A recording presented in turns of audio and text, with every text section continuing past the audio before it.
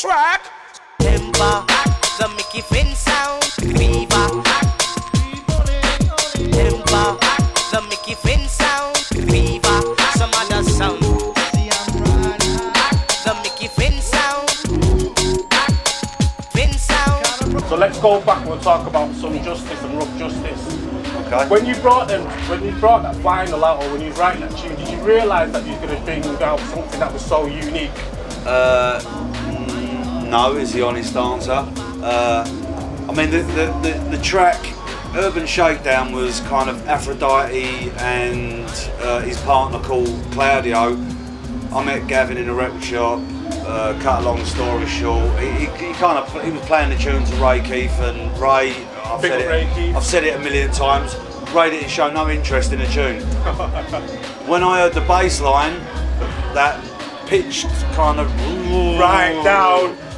I kind of made my way over to Gavin, introduced myself, and you know, we end up exchanging phone numbers, and they end up going in the studio and putting the CC Rogers vocal over it, bringing in the Run DMC loop and changing the bass line, and we've done all the cutting up the breaks, which we just thought that no one was using breakbeats around kind of that time, or if they were, they weren't stuttered and cut up, and we kind of, you know, cut up the breaks, and yeah, we didn't know at all. So you must have had like some sort of feeling that it was very unique, because like you just said yourself, it wasn't a sound that you heard before. You know, that bass line, the bass lines at them time weren't really dropping the way that they were. Yeah, the beats I'd weren't. say we maybe had a unique tune, but always when you've got something that's kind of new, it can really flop, or it can really hit. Sure, yeah. And we actually hit with it.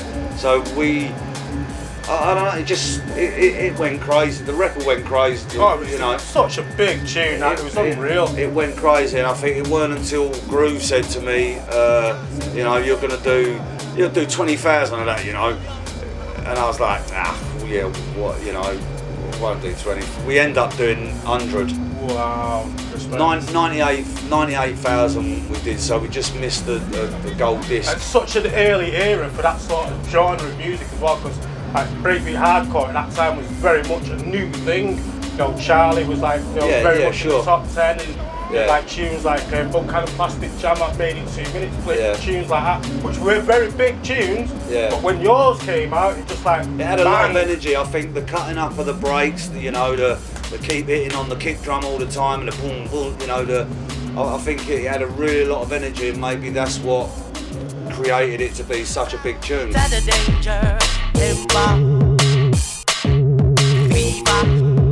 What influenced you to make what I call DJ friendly sort of tunes? I don't know, I come from kind of hip hop and jazz funk and blues, kind of reggae, and I like break. I love the break beat side of things, and I love when it just flows, you know. So we were trying to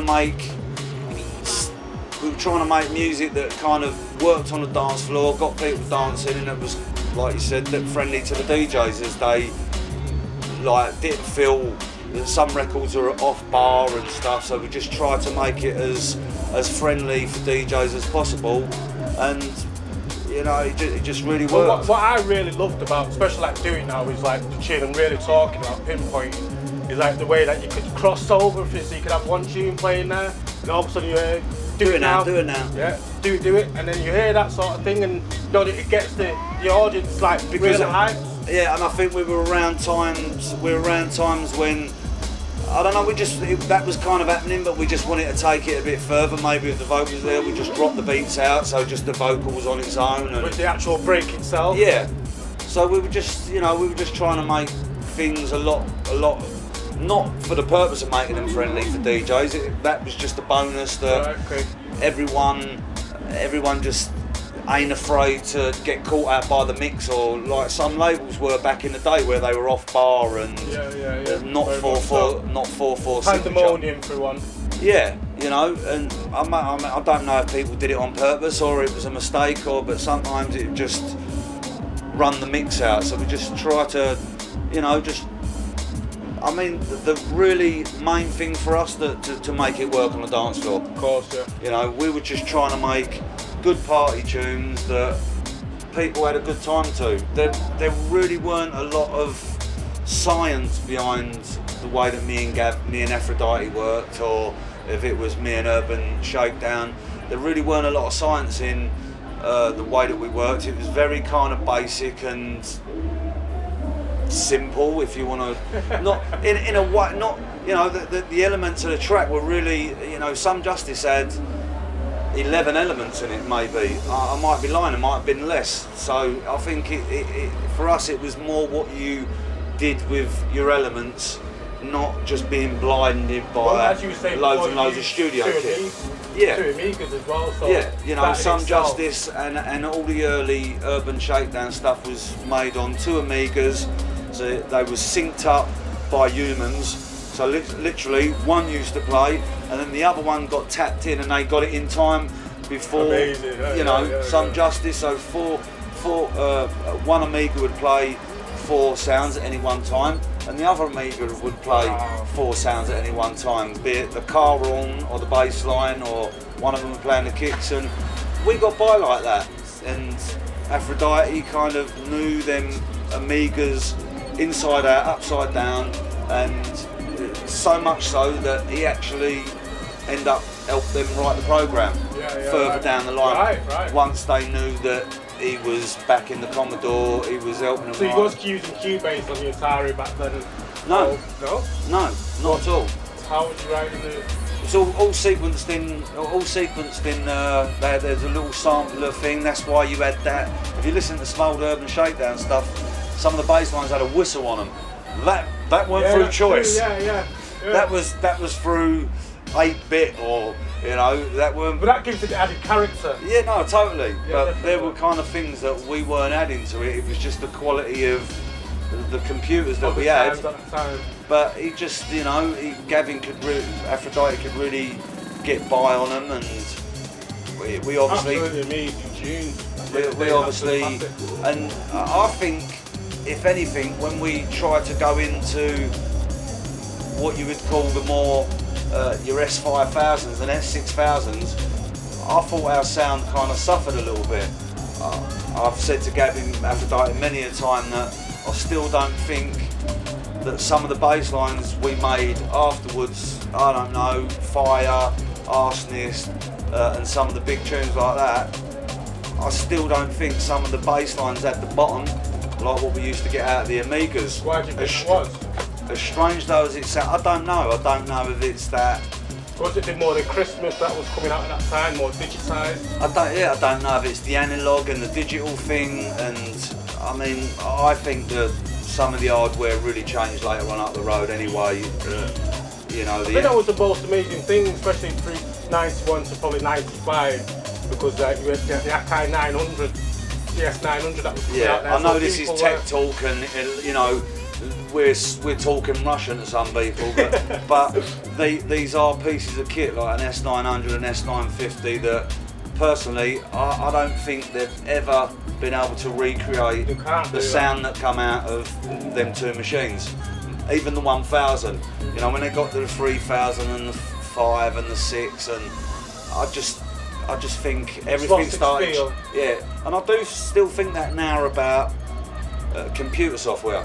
You know, I know it's convenient and it's really cool, and it makes a whole new avenue for people but I still think of, you know, I wired up the 5000 the other day and just played the same beat out of the 5000 as out of the computer, and it's like, oh god, keep the 5000 wired up.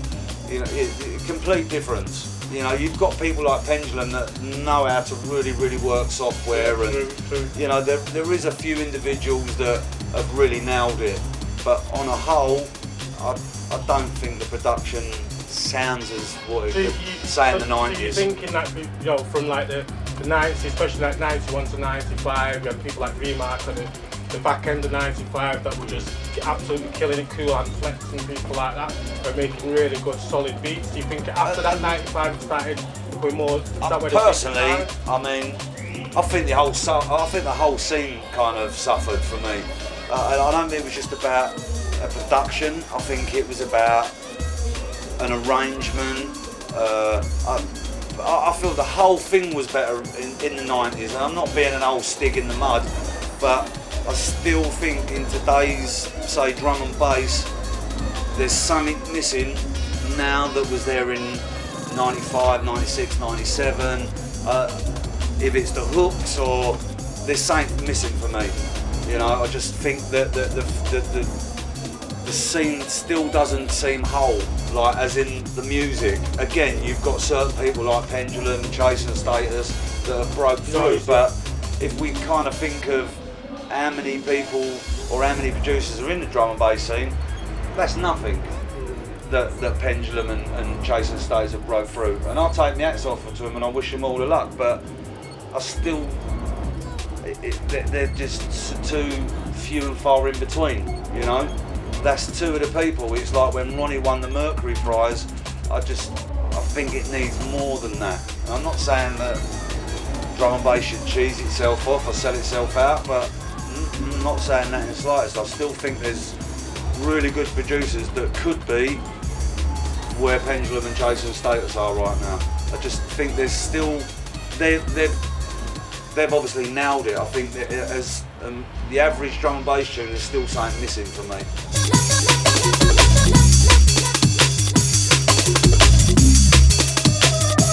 So let's move on a few years and go to Badass. Okay. So tell us a bit about Badass, where it all came from, and Drop Top Cadding. What was the... Badass was, I'd say, mostly a bit of a similar situation to Some Justice. Gavin had kind of made the beat. He played me this tune. It was kind of there, but not there. I brought in all the samples from South Central LA, changed the bass lines slightly, but you know, I think we done Badass in 4 hours, 5 hours. It's the same sort of thing that Ray Keith said. Was that with Yes Yes? I feel like sometimes it happens like that. In fact, it was Terrorist. He was saying the same thing. He'd done that in like 4 hours time. Sometimes it can happen like that. You know, it just comes into place really, really quickly, and it's like, you know, I suppose it's a bit like an artist. It's like, right, don't touch it, or I'm going to destroy it even more. Yeah, you know, yeah, and true. Badass just come together really, really quickly, and it was like, I think that's done. You know, I think the samples that we took out of a film really, really enhanced. You know, we're actually just about to get some. I know it's going forward to 2010, but we're actually just about to. Got approached by Dr. P that done Sweet Shop, the dubstep tune. So he's actually approached us to do a remix of Badass. Right. So we're gonna kind of do a dubstep remix of it. Are you feeling the dubstep? You liking the dubstep? How do you... kind of reaction says it all. Nah, I like some of it. Okay. Like a lot of music, but I just, maybe it's just me and the speed of music of where I come from that I can't try and picture people having it. I've got to be wrong, because obviously the music's blown up. You know, we've got an office in the States, and it is the States has gone dubstep mad. You know, so I like some of it. I've played 1 or 2 tunes of it, but for me as a drum and bass DJ, I don't get the drum and bass DJs start going into 4 or 5 dubstep tunes in their set. I don't really understand that, and I think, one, as a drum and bass DJ, you're kind of driving people to a different genre of music, and 2, I kind of like it as a couple of switch tunes and breather for the crowd, but I usually see when DJs go into the 3rd or the 4th one, it starts to scatter the dance floor, if it's a drum and bass gig. But yeah, I do like some of it. I mean, I love the Where's Your Money thing. I smashed the granny out of Where's Your Money, you know. But I like some of it, but sometimes to me it sounds like Jungle on Valium. I'm sorry. I'm sorry. But so, I don't know, and I'm obviously wrong. I mean, you know, maybe I'm just a 43-year-old person that don't know what's going on no more. On dubstep at the end. Yeah, you know, I do like some of it, and I appreciate what they do, but it's very I know it's got something about jungle for me, but almost not. Yeah. Look, see, I'm almost doing the step here as we're. It's more half tempo beats. I just drag it right out. Good. Power to the present day. So what can we look forward from you from 2010? I mean, if you go back to that kind of jungle feel that's kind of going back on, I'm liking that serum stuff, and you know, there's a couple of J-Dam things, and it's kind of getting a bit 2010 with a 95 feel. Yeah, you know, chaser. And I kind of I'm liking it, so I think I'm going to get back in the studio and. That's good to hear. I'm kind of feeling the vibe right now, and I was really trying to get in and to be a part, you know, and just try and make tunes, but I just, you know, to be inspired, I suppose. They'll take me out of the Pendulum, you know, they're brilliant at what they do, chasing status, they're all brilliant at what they do, but that kind of hard thing, I just couldn't get myself there, you know. I end up keep going to sub-bass lines again, and, you know, hip-hop samples, and but what are you good at?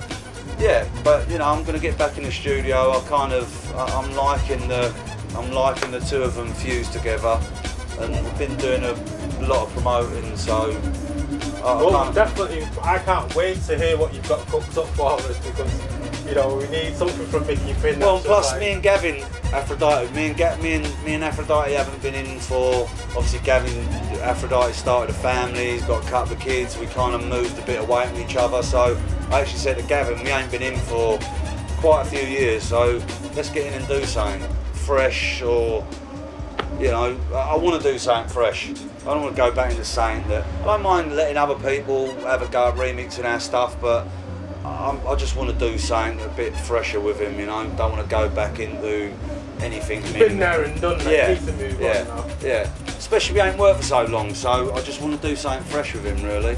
Well, I've absolutely loved speaking to you. You're welcome. Absolute legend. You're My welcome. man, Micky Finn.